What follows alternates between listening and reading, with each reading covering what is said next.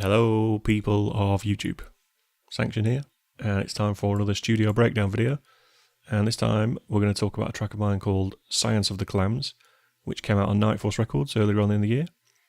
And if you're not familiar with the track, I will play you the intro and through to the first drop, and then we'll have a chat about it. Here we go.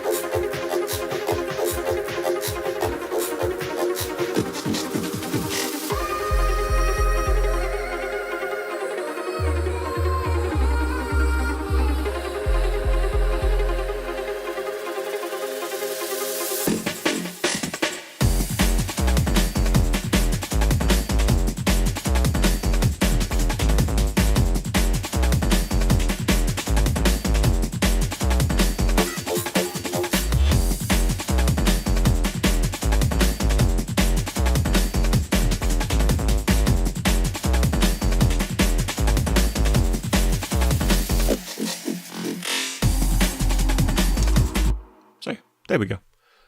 Let's just crack on, see what we got. I haven't actually looked at this project since I finished the track, so it could end up being a little bit rambly, this one. But I think first thing to note in this intro is this little bit of breakbeat stuff here.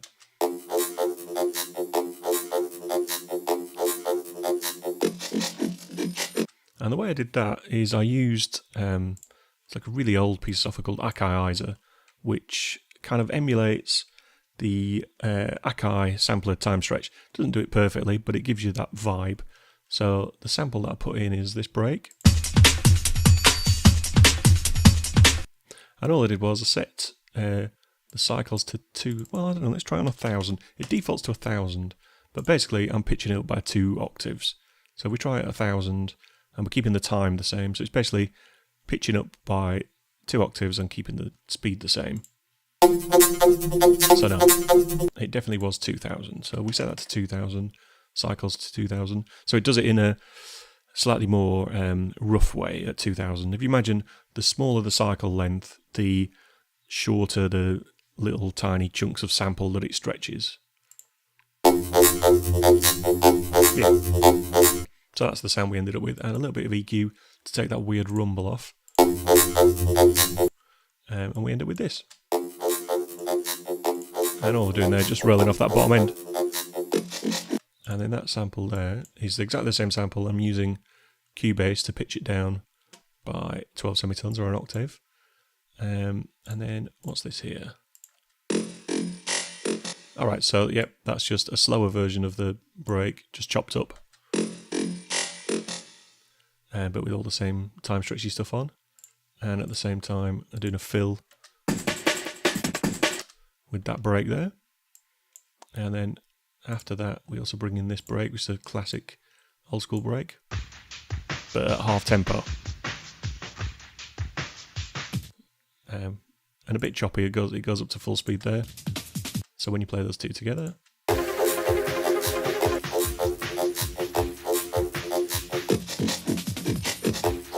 so what I did there, when that one's playing lower, that one's playing higher, kind of thing.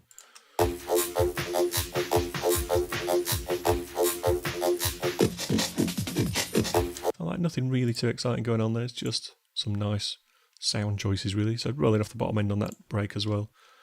And then also in the intro we got a little bit of music going on, which if we open up our music folder is just fairly simple. This sound here, which I sampled out of an old tune called Disco Biscuit by 2 for Joy, if you're familiar with that. It's like a sort of techno choir thing. And I'm just playing a little line in there. We look at the MIDI for that. It's quite simple. Just the three note MIDI. Just going down. It's basically going down the C minor scale, starting on F. And also on top of that, I've got this other sort of choir kind of sound, which just gives it a little bit of depth. That's coming off Lethal, which I've shown in videos before. It's just a preset called Choir 7. And it's got like some cool sort of watery effects. And then also halfway through the intro, we get this line.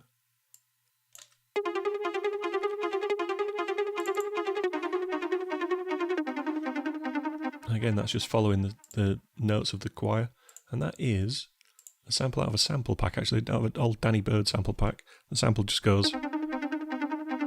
So I literally just added a bit of reverb, a bit of delay to that, it looks like, yep, and rolled off loads of the bottom end. And I also set the contact to be time machine mode, so wherever you play it on the keyboard, it holds the time. That's just a quite weird, freaky, techie kind of vibe to it.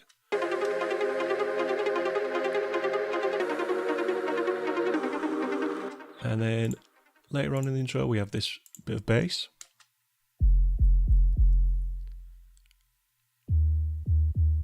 It's sort of like an 808 kind of style thing. And the way I made that is, again, if you've watched any of my videos previous to this, you'll know this is my sub of choice. And all I've done here, if you look at mod envelope 1, got a tiny bit of decay on there, and we're setting that mod envelope to be adjust the coarse pitch. So what it's doing is, over that slight amount of decay there, it's going from a high note to the note we want, so you get that kind of thump to it. Without that, it's just a flat note. And as we bring that decay up, about 10 milliseconds or so, you get that nice little bit of thump. It just gives it sort of an 808 feel without using an 808. And it means I can tie the sub in with the rest of the sub that we're using in the track. And also, we got this little bit of vocal here. You might recognise this from a few tracks, been used quite a lot. And all I'm doing there, cutting off the bottom, I imagine. Oh no, not even that, just a little bit delay. And I've got another channel where I've got a much harsher delay. Yeah, like loads of feedback, goes on like quite a high mix, so it goes on for quite a while. But just on that end bit there. And we'll play all that stuff together. Sounds like this.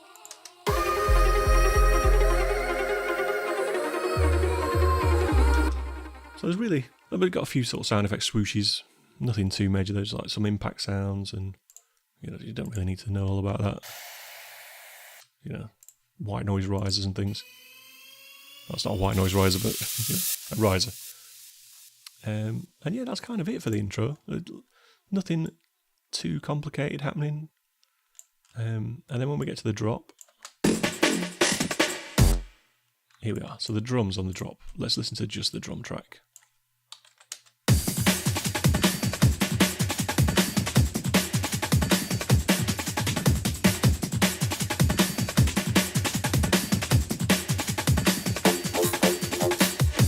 So what we've got going on there is, first of all, we've got the breakbeat from the intro, but without all the time stretching on it, or the pitch shifting, or whatever we want to call it. And then on top of that, we got this break that we used in the intro as well.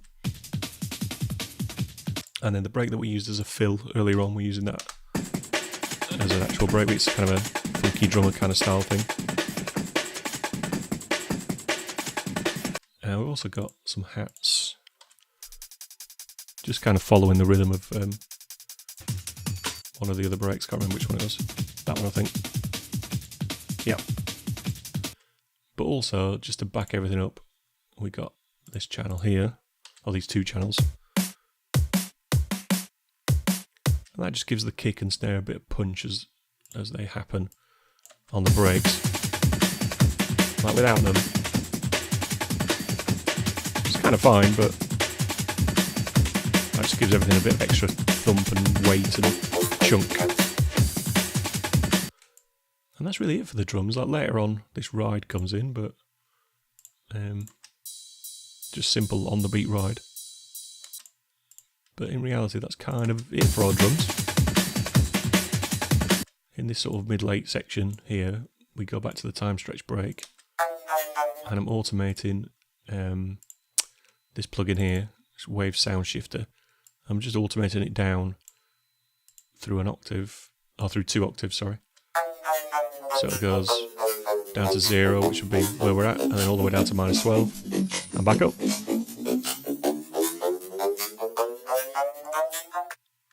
And there's a kick drum doing 4/4, but then it doubles up and then doubles up again to give you that build kind of quality. As well as our swooshy sound effects down here.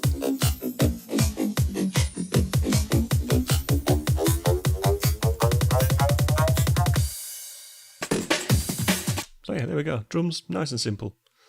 Nothing too exciting. Obviously, if we look at some of these channels that aren't used, I obviously had the helicopter breaking here at some point, and then took it out. I don't. It's there actually. I'd tell a lie. So we've got it in the second breakdown towards the end. Like I say, I haven't opened this project since the day it was finished, so I may have forgotten quite a few things. And we're also automating a pitch shift down on that.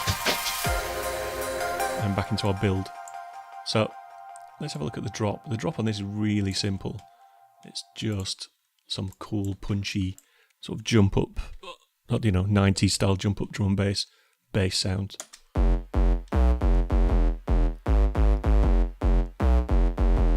And it's made up of 3 sounds. Obviously we've got a sub. So it's kind of our 808 style sub, but there's slightly more bass in it than the 808 sub in the intro, just so it's got a bit more weight when the drop actually happens. And then the 2 sounds on top, we've got this, which if we go and look at that, it's a sample.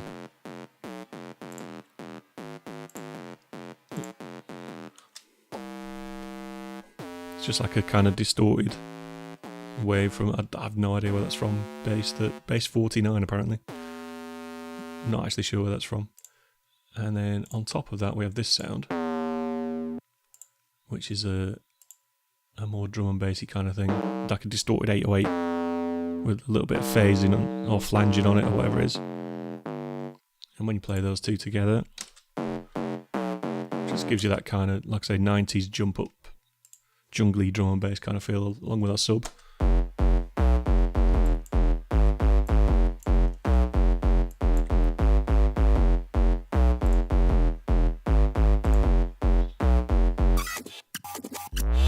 And then at the end of the line, just got one of those sounds but in reverse. It's that bass 44 again.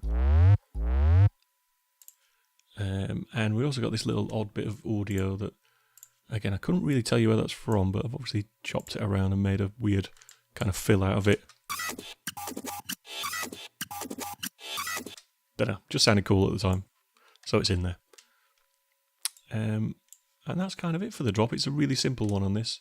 No choppy bits of audio here, or 10 million silent or serum patches going on. Just a cool drum and bassy kind of thing that sounds nice. The B section of the drop goes like this. And all we're doing there is we're dropping to this sub bass, which is the same. It's the same sound as all the others, but I've taken off the thump.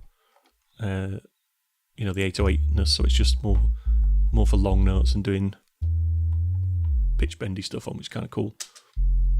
And then we're also rolling this choir sound again, but at a lower octave. There's the MIDI for that. So instead of going from the F to the C, this one's going to the F and up, but an octave lower than we were in the intro, apart from the very end note where we get that. And because we got a lot of delay on that channel, sounds cool rolling into the next bar, which I quite like. So if we look at the channel, and that's literally a little bit of reverb and a delay with fairly high mix, really 10%, just so it runs over onto that next bar, which I quite like the sound of. And that's a similar thing to the track that I told you a sample out of, Disco Biscuit. They do a similar thing. I can't remember the notes on this, but they do a similar thing where they go to a higher note at the end of the line. And then also this bit of sample that we had from Danny Bird, we're doing a little line in that in this second section, just re-triggering the note all the way through. So yeah, when you play all that together, it's a nice little B section.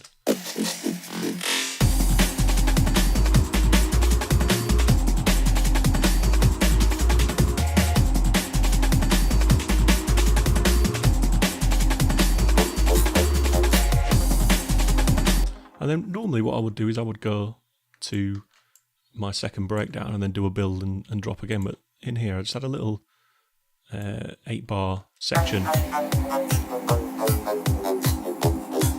Almost like a middle 8 or something, but not quite. It's like a second bridge, and then back into the drop again before we roll into our second breakdown.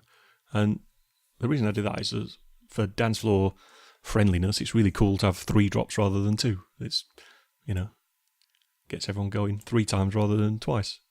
It's a nice little vibe. In the when we do eventually get to the second breakdown, which is here,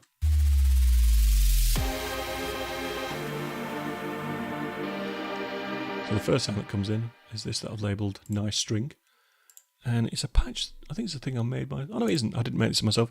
This is off a really old Jungle sample pack. It's called maybe Jungle Warfare or something like that. No, 160 dB drum and bass. It's a really old sample pack from the early 2000s, I assume. If I'm remembering that correct. And it's just one of the pad sounds that's in there. It's really got evocative of that early kind of jungle techno kind of era. And we're just playing a nice little line in that. It's, you know.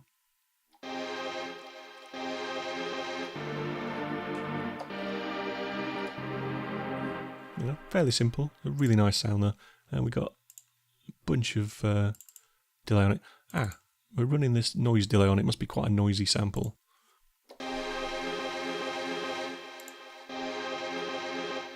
I can't really hear what I was using to get rid of there, but there was obviously a reason at the time. And then later in the break, we've got our boom bass again, but we know all about that. Later on in the breakdown, we have this section.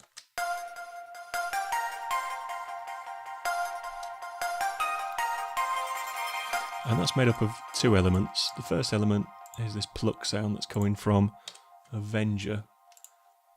And it's just a simple, like almost EDM kind of pluck. Tons of delay on it.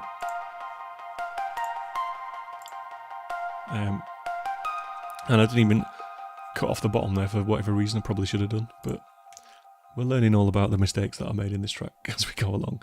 But yeah, all the effects, the reverb and delay, they're all actually on the patch.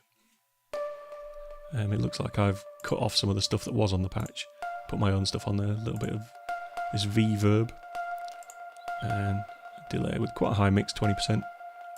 And the other sound on top of that is this. We look at the MIDI.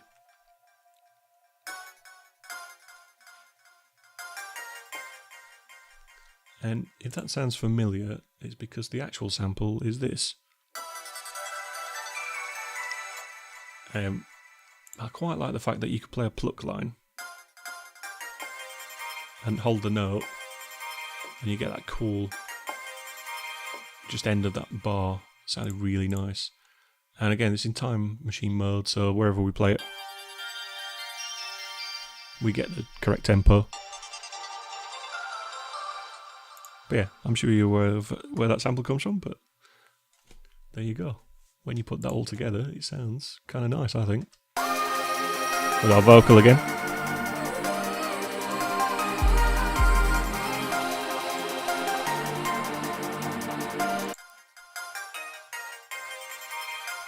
And on its own, it kind of sounds a bit rough, which is why I added that other pluck sound over the top, just to posh it up a bit.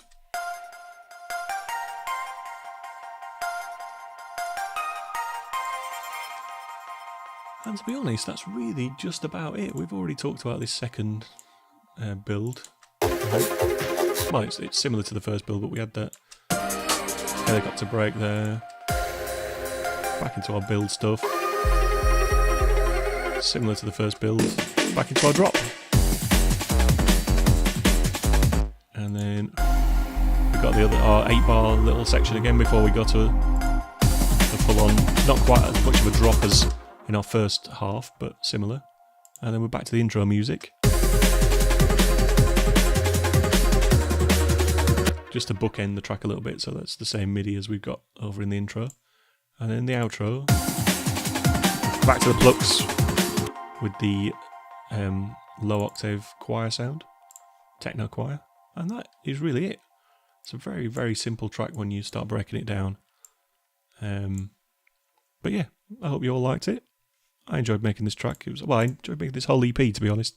It's really my sort of bag, as they say. But anyway, if you like the video, give it a like, subscribe, you know, the usual nonsense. And until next time, I'll see you.